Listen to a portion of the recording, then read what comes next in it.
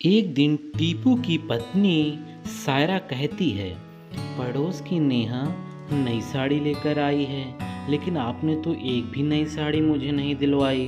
तब टीपू बोला, अरे जितना कमाता हूँ उतना तुम्हें ही तो ला कर देता हूँ, घर का खर्चा तुम ही तो चलाती हो। तब सायरा बोली, हाँ ठीक है, आप मुझे कमाई तो ला कर देते हैं, लेकिन यह भी तो देखिए कि कितना देते हैं। उतने में तो सिर्फ 2 वक्त की रोटी का ही गुजर बसर हो पाता है। इस झोपड़ी में रहते रहते कितना समय हो गया है, पर वही रूखी सूखी रोटी खाने को मिलती है। तब टीपू बोला, अरे अब मैं करूँ भी तो क्या करूँ, जितनी कमाई हो सकती है उतना कमा लेता हूँ। एक ढाबे पर ही तो काम करता हूँ, मालिक जितना देता है उतना तुम्हें ला कर दे देता हूँ।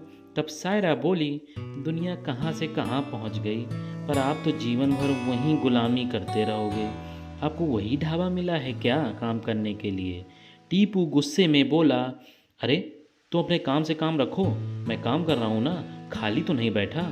सायरा की शादी को कुछ समय ही बीता था, लेकिन टीपू उसको सारी खुशियाँ नहीं दे पा रहा था। इसलिए सायरा हमेशा टीपू से नाराज रहा करती थी, और जब भी उसके पड़ोस में कोई नई चीज़ खरीद लेता तो उसको उसके प्रति घृणा उत्पन्न हो जाती थी, और वह सारी घृणा अपने पति टीपू के ऊपर आकर निकाल देती थी।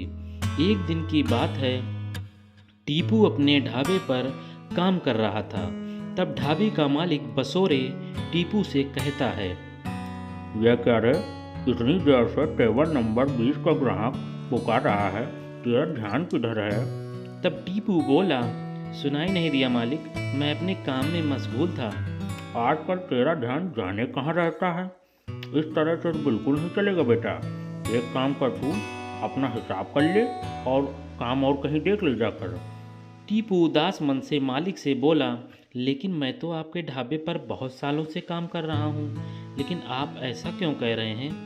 दरअसल बात यह है बेटा कि मेरी बीवी का भाई यानी कि मेरा साला गांव से घर आया है। उसको काम धंधा मिल नहीं रहा है, इसलिए वह मेरे काम में हाथ बटाना चाहता है। और बेटा, दो दो कारीगरों को तो मैं रख नहीं सकता है ना, तो मैं इसलिए तुम्हें नहीं रख सकता बेटा। तुम्हें यहाँ से जाना ही होगा। मालिक आपको तो पता है मैं तंदूरी रोटी बहुत अच्छी बनाता हूँ, और साथ में मिसल भी। अरे मैं जानता हूँ बेटा कि मिसल की वजह से ही मेरे यहाँ ग्राहकों की भीड़ लगी रहती है, परंतु अपने साले को भी मना नहीं कर सकता ना। तू तो जानता ही है कि साले को मना करना मतलब बीवी से आफत मोल लेना है। अगर मैंने उसको मना कर दिया बेटा तो मुझे जीने नहीं देगी, इसलिए तुम्हें यहाँ से जाना ही पड़ेगा बेटा। अब चाहे लाभ हो या घाटा, यह मुझे करना ही होगा। टीपू वहाँ से मुंह लटका कर चला जाता है, लेकिन उसे समझ नहीं आ रहा था कि वह क्या काम करे और क्या ना करे। टीपू सोचता है, अब मैं क्या करूं, बीबी वैसे भी मुझसे लड़ती रहती है हमेशा, घर के खर्चे के लिए उसके पास पैसे कम पड़ जाते हैं। अगर उसे पता चला कि मेरी नौकरी चली गई है तो जाने वह क्या कहेगी। टीपू वहाँ से उदास होकर निकल रहा होता है, तभी उसको उसका पुराना दोस्त कामिल मिलता है। टीपू कामिल से कहता है, अरे कामिल तुम यहाँ? तब कामिल बोला, हाँ भाई मेरी नौकरी लग गई है, पर वह इस गांव से दूर है। तू बता इतना उदास होकर कहाँ जा रहा है? इतने समय बाद मिला है फिर भी ऐसी दशा में। टीपू उसको सारी बात बता देता है। सारी बातें सुन कामिल कहता है, देख यार, मेरे पास एक तंदूर रखा हुआ है जो किसी काम का नहीं है, और मुझे काम के सिलसिले में यहाँ से दूर भी जाना पड़ रहा है। तो एक काम हो सकता है, तुम मेरा तंदूर ले लो और अपना एक नया काम शुरू कर दो। यह सुन टीपू बोला, यह तो तुमने बहुत अच्छी बात कही है भाई, अगर मुझे तंदूर मिल जाए तो मैं मिसल पाव बनाकर बेच सकूंगा। कामिल बोला, चल ठीक है, मैं तुझे तंदूर लाकर देता हूँ। टीपू कामिल का तंदूर ले आता है और सायरा को सारी बात बताता है। सायरा भी इस बात पर बहुत दुखी होती है कि उसकी नौकरी चली गई, पर अब तो वह बात समझ जाती है और टीपू से कहती है, चिंता वाली बात तो है कि आपकी नौकरी चली गई, परंतु अच्छी बात यह है कि हमें तंदूर मिल गया। यह लीजिए, मैंने कुछ रुपए जोड़ रखे थे। तब टीपू बोला, अरे अच्छा हुआ कि तुमने पैसे बचा कर रखे, आज यही पैसे हमारे काम आएंगे। मैं इन पैसों से मिसल पाव बनाने का सामान बाजार से लेकर आता हूँ।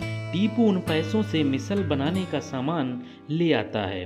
फिर वह मिसल बनाता है और बाजार में अपना एक छोटा ठेला लगाता है, परंतु उसका एक भी मिसल पाव नहीं बिकता, जिसकी वजह से वह बहुत निराश हो जाता है। एक दिन सायरा बोली, आप चिंता क्यों करते हैं? अभी लोगों को आपके हाथों के हुनर का अंदाजा ही नहीं है। जिस दिन वह लोग इसका स्वाद चख लेंगे, उन्हें पता चल जाएगा कि आप कितना बढ़िया मिसल पाव बनाते हैं। धीरे धीरे टीपू के ठेले पर लोग आने लगते हैं और उनको तंदूरी मिसल पाव बहुत पसंद आता है। यह देखकर टीपू और सायरा बहुत खुश हो जाते हैं। एक दिन टीपू सायरा से कहता है, सायरा तुमने सही कहा था, मैं अगर उस ढाबे पर रहता तो मैं कभी इतनी तरक्की नहीं कर पाता और मुझे पता ही नहीं चल पाता कि मेरे हाथों में भी हुनर है। तब सायरा बोली, मैं यूं ही आपसे थोड़ी लड़ती थी, मैं चाहती थी कि आप तरक्की करें और आगे बढ़ें। देखें आज हर कोई आपके हाथ की तंदूरी मिसल पाव खा रहा है। तब टीपू बोला, मैंने ये काम एक ठेले से शुरू किया था सायरा, और आज मेरे पास एक पक्की दुकान है और उस पर भी भीड़ लगी रहती है। मुझे यह देखकर बहुत खुशी होती है। टीपू दिन पर दिन तरक्की किए जा रहा था। एक दिन उसके पास एक ग्राहक आया जो देखने में सेठ लग रहा था और बोला, अरे भाई सुना है कि तुम मिसल पाव बहुत अच्छा बनाते हो, क्या डालते हो उसमें? यह सुन टीपू बोला, अरे कुछ नहीं, बस अपना प्यार डालता हूँ, वही सबको पसंद आ जाता है सेठ जी। इस प्यार की हमें भी ज़रूरत है। मैं समझा नहीं सेठ जी। अरे भाई अगले हफ्ते मेरी बेटी की शादी है, मैं चाहता हूँ कि तुम अपना तंदूर मिसल पाव मेरी बेटी की शादी में बनाओ, क्योंकि लड़के वाले काफ़ी दूर से आ रहे हैं और मैं नहीं चाहता कि उन्हें कोई भी शिकायत करने का मौका मिले। मैं भारत के सभी व्यंजनों को चुन चुन कर अपनी बेटी की शादी में रखना चाहता हूँ। तब टीपू बोला, हाँ, यह तो बहुत अच्छी बात है सेठ जी, मैं आपकी बेटी की शादी में अपना तंदूरी मिसल ज़रूर बनाऊंगा, क्योंकि यह हमारे भारत की शान का भी सवाल है। यह मेरे लिए गर्व की बात होगी कि बाहर देश के लोग हमारे देश में खाना खाने आए हैं और हमारे सभी व्यंजनों को पसंद करें, यह हमारी जिम्मेदारी है। वो सेठ बोला, अरे इसीलिए से तो मैं देश के कोने कोने से चुनकर व्यंजनों की भरमार करना चाहता हूँ, उन्हें अपने भारत की पूर्ण दर्शन कराना चाहता हूँ। आप बिल्कुल भी चिंता मत कीजिए सेठ जी, मैं इसमें आपका पूरा सहयोग करूँगा। टीपू सेठ की लड़की की शादी में तंदूरी मिसल पाव बनाता है, जो कि शादी का एक मुख्य केंद्र बन जाता है। सभी उसका तंदूरी मिसल पाव बहुत पसंद करते हैं और तारीफों के पुल बांध देते हैं। अब टीपू का व्यापार बहुत दूर दूर तक फैलने लगा था और अब उसकी कई शहरों में बहुत सारी दुकानें भी बन गई थी। धन्यवाद। दोस्तों, यदि कहानी पसंद आई हो तो कहानी को लाइक करें, चैनल को सब्सक्राइब करें, कमेंट करें और हाँ, बेल आइकन दबाना ना भूलें। बहुत बहुत धन्यवाद दोस्तों।